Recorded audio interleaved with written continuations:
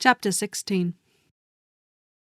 As no objection was made to the young people's engagement with their aunt, and all Mr. Collins's scruples of leaving Mr. and Mrs. Bennet for a single evening during his visit were most steadily resisted, the coach conveyed him and his 5 cousins at a suitable hour to Meryton, and the girls had the pleasure of hearing, as they entered the drawing-room, that Mr. Wickham had accepted their uncle's invitation, and was then in the house. When this information was given, and they had all taken their seats, Mr. Collins was at leisure to look around him and admire, and he was so much struck with the size and furniture of the apartment that he declared he might almost have supposed himself in the small summer breakfast parlour at Rosings, a comparison that did not at first convey much gratification.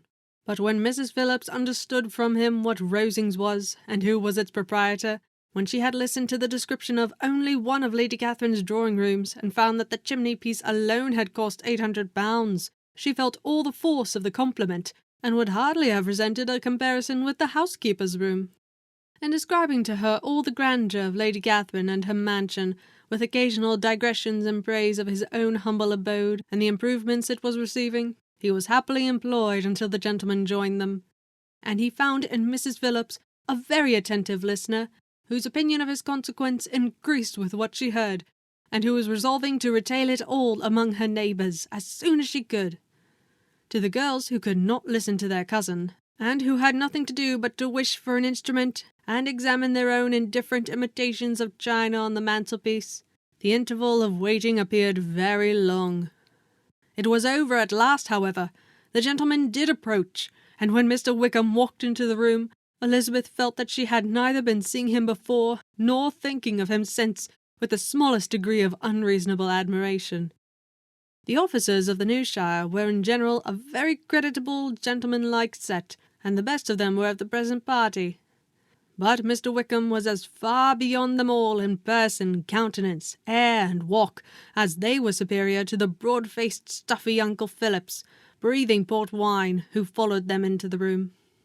Mr. Wickham was the happy man towards whom almost every female eye was turned, and Elizabeth was the happy woman by whom he finally seated himself, and the agreeable manner in which he immediately fell into conversation, though it was only on its being a wet night, and on the probability of a rainy season, made her feel that the commonest, dullest, most threadbare topic might be rendered interesting by the skill of the speaker. With such rivals for the notice of the fair as Mr. Wickham and the officers, Mr. Collins seemed to sink into insignificance. To the young ladies he certainly was nothing, but he had still at intervals a kind listener, Mrs. Phillips, and was by her watchfulness most abundantly supplied with coffee and muffin. When the card-tables were placed, he had an opportunity of obliging her in return by sitting down to whist. "I know little of the game at present," said he, "but I shall be glad to improve myself, for, in my situation of life—" Mrs. Phillips was very thankful for his compliance, but could not wait for his reason. Mr. Wickham did not play at whist, and with ready delight was he received at the other table between Elizabeth and Lydia. At first there seemed danger of Lydia's engrossing him entirely, for she was a most determined talker, but being likewise extremely fond of lottery tickets, she soon grew too much interested in the game, too eager in making bets and exclaiming after prizes, to have attention for anyone in particular. Allowing for the common demands of the game, Mr. Wickham was therefore at leisure to talk to Elizabeth, and she was very willing to hear him, though what she chiefly wished to hear she could not hope to be told, the history of his acquaintance with Mr. Darcy. She dared not even mention that gentleman. Her curiosity, however, was unexpectedly relieved. Mr. Wickham began the subject himself. He inquired how far Netherfield was from Meryton, and, after receiving her answer, asked in a hesitating manner how long Mr. Darcy had been staying there. "About a month," said Elizabeth, and then, unwilling to let the subject drop, added, "He is a man of very large property in Derbyshire, I understand." "Yes," replied Wickham. "His estate there is a noble one, a clear 10,000 per annum. You could not have met with a person more capable of giving you certain information on that head than myself, for I have been connected with his family, in a particular manner, from my infancy." Elizabeth could not but look surprised. "You may well be surprised, Miss Bennet, at such an assertion, after seeing, as you probably might, the very cold manner of our meeting yesterday. Are you much acquainted with Mr. Darcy?" "As much as I ever wished to be," cried Elizabeth warmly. "I have spent 4 days in the same house with him, and I think him very disagreeable." "I have no right to give my opinion," said Wickham, "as to his being agreeable or otherwise. I am not qualified to form one. I have known him too long and too well to be a fair judge. It is impossible for me to be impartial. But I believe your opinion of him would in general astonish, and perhaps you would not express it quite so strongly anywhere else. Here you are in your own family." "Upon my word, I say no more here than I might say in any house in the neighbourhood, except Netherfield. He is not at all liked in Hertfordshire. Everybody is disgusted with his pride. You will not find him more favourably spoken of by anyone." "I cannot pretend to be sorry," said Wickham, after a short interruption, "that he or that any man should not be estimated beyond their deserts. But with him I believe it does not often happen. The world is blinded by his fortune and consequence, or frightened by his high and imposing manners, and sees him only as he chooses to be seen. I should take him, even on my slight acquaintance, to be an ill-tempered man." Wickham only shook his head. "I wonder," said he, at the next opportunity of speaking, "whether he is likely to be in this country much longer?" "I do not at all know, but I heard nothing of his going away when I was at Netherfield. I hope your plans in favour of the new shire will not be affected by his being in the neighbourhood." "Oh, no. It is not for me to be driven away by Mr. Darcy. If he wishes to avoid seeing me, he must go. We are not on friendly terms, and it always gives me pain to meet him, but I have no reason for avoiding him but what I might proclaim to all the world, a sense of very great ill usage, and most painful regrets at his being what he is. His father, Miss Bennet, the late Mr. Darcy, was one of the best men that ever breathed, and the truest friend I ever had, and I can never be in company with this Mr. Darcy without being grieved to the soul by 1,000 tender recollections. His behaviour to myself has been scandalous, but I very believe I could forgive him anything and everything, rather than his disappointing the hopes and disgracing the memory of his father." Elizabeth found the interest of the subject increase, and listened with all her heart, but the delicacy of it prevented further inquiry. Mr. Wickham began to speak on more general topics, Meryton, the neighbourhood, the society, appearing highly pleased with all that he had yet seen, and speaking of the latter especially with gentle but very intelligible gallantry. "It was the prospect of constant society and good society," he added, "which was my chief inducement to enter the new shire. I know it to be a most respectable, agreeable corps, and my friend Denny tempted me further by his account of their present quarters, and the very great attentions and excellent acquaintance Meryton had procured them. Society, I own, is necessary to me. I have been a disappointed man, and my spirits will not bear solitude. I must have employment and society. A military life is not what I was intended for, but circumstances have now made it eligible. The church ought to have been my profession. I was brought up for the church, and I should at this time have been in possession of a most valuable living, had it pleased the gentleman we were speaking of just now." "Indeed?" "Yes, the late Mr. Darcy bequeathed me the next presentation of the best living in his gift. He was my godfather, and excessively attached to me. I cannot do justice to his kindness. He meant to provide for me amply, and thought he had done it. But when the living fell, it was given elsewhere." "Good heavens!" cried Elizabeth. "But how could that be? How could his will be disregarded? Why did you not seek legal redress?" "There was just such an informality in the terms of the bequest as to give me no hope from the law. A man of honour could not have doubted the intention. But Mr. Darcy chose to doubt it, or to treat it as a merely conditional recommendation, and to assert that I had forfeited all claim to it by extravagance, imprudence, in short, anything or nothing.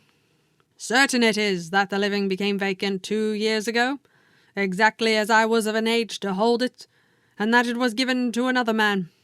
And no less certain is it that I cannot accuse myself of having really done anything to deserve to lose it. I have a warm, unguarded temper, and I may perhaps have sometimes spoken my opinion of him, and to him, too, freely. I can recall nothing worse, but the fact is that we are a very different sort of men, and that he hates me. This is quite shocking. He deserves to be publicly disgraced. Some time or other he will be, but it shall not be by me. Till I can forget his father, I can never defy or expose him. Elizabeth honoured him for such feelings, and thought him handsomer than ever as he expressed them. But what, said she after a pause, can have been his motive?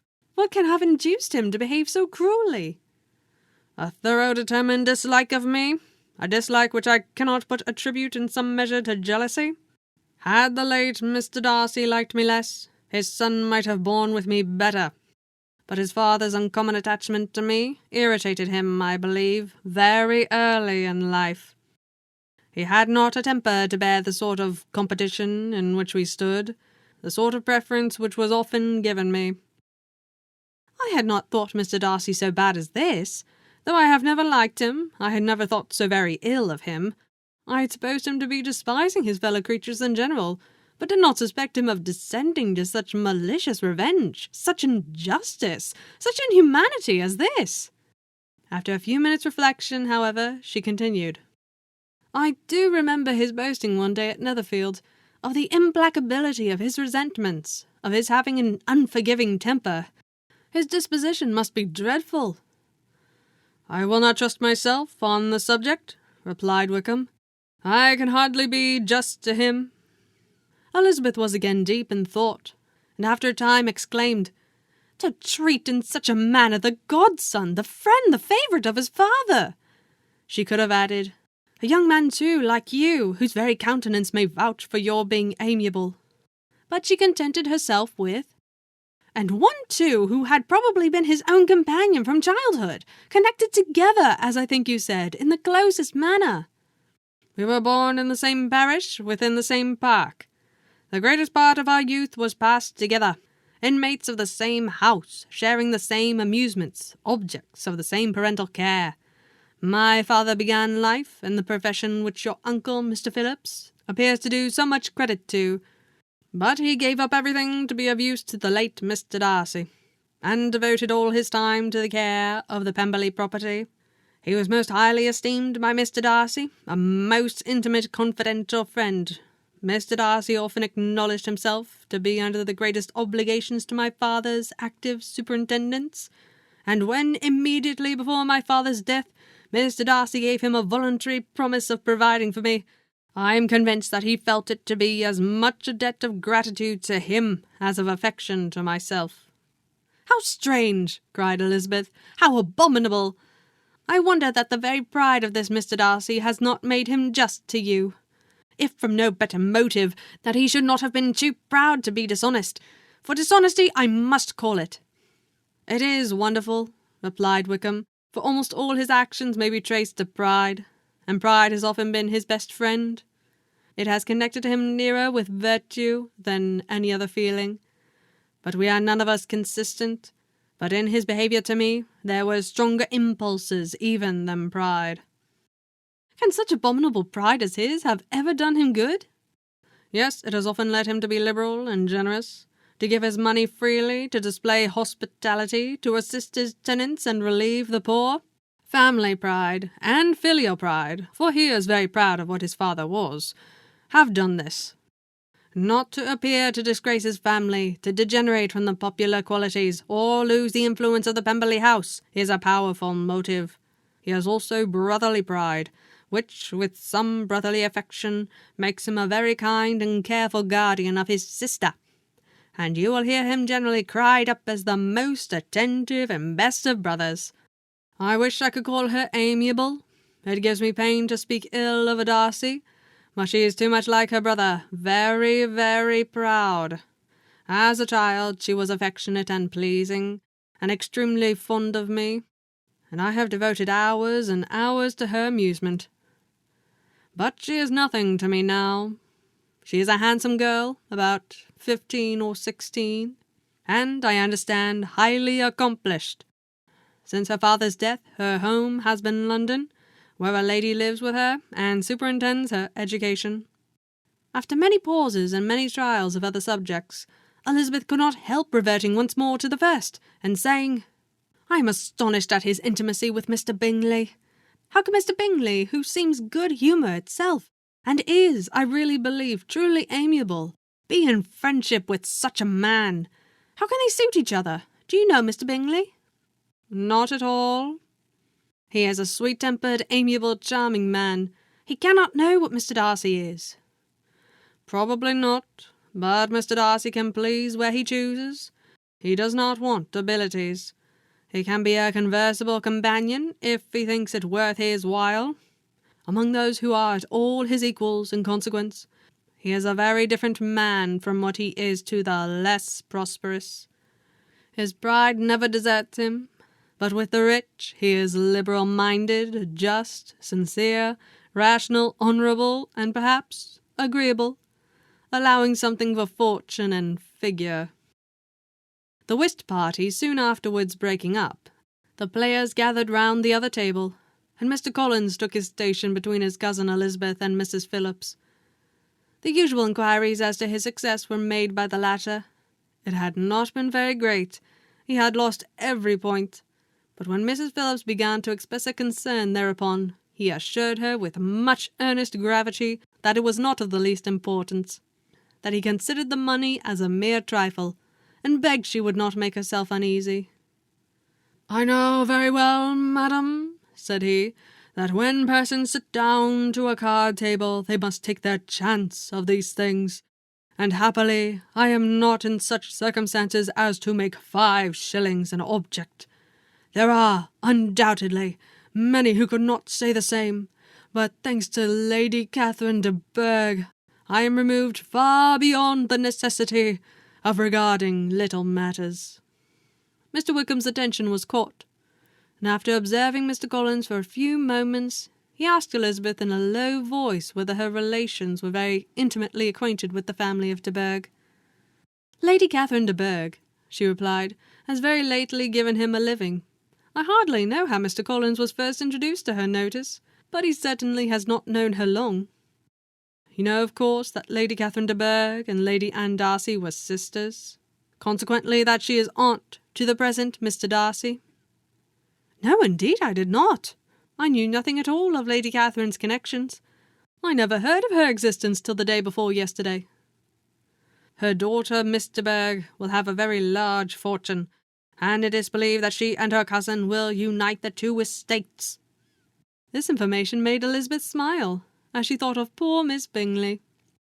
Vain indeed must be all her attentions, vain and useless her affection for his sister and her praise of himself, if he were already self-destined to another. "Mr. Collins," said she, "speaks highly of both Lady Catherine and her daughter, but from some particulars that he has related of her ladyship, I suspect his gratitude misleads him, and that, in spite of her being his patroness, she is an arrogant, conceited woman." "I believe her to be both in a great degree," replied Wickham. "I have not seen her for many years, but I very well remember that I never liked her, and that her manners were dictatorial and insolent. She has the reputation of being remarkably sensible and clever, but I rather believe she derives part of her abilities from her rank and fortune, part from her authoritative manner, and the rest from the pride of her nephew, who chooses that everyone connected with him should have an understanding of the first class." Elizabeth allowed that he had given a very rational account of it, and they continued talking together with mutual satisfaction till supper put an end to cards, and gave the rest of the ladies their share of Mr. Wickham's attentions. There could be no conversation in the noise of Mrs. Phillips's supper party, but his manners recommended him to everybody. Whatever he said was said well, and whatever he did, done gracefully. Elizabeth went away with her head full of him. She could think of nothing but of Mr. Wickham, and of what he had told her all the way home. But there was not time for her even to mention his name as they went, for neither Lydia nor Mr. Collins were once silent. Lydia talked incessantly of lottery tickets, of the fish she had lost and the fish she had won, and Mr. Collins, in describing the civility of Mr. and Mrs. Phillips, protesting that he did not in the least regard his losses at whist, enumerating all the dishes at supper, and repeatedly fearing that he crowded his cousins, had more to say than he could well manage before the carriage stopped at Longbourn House.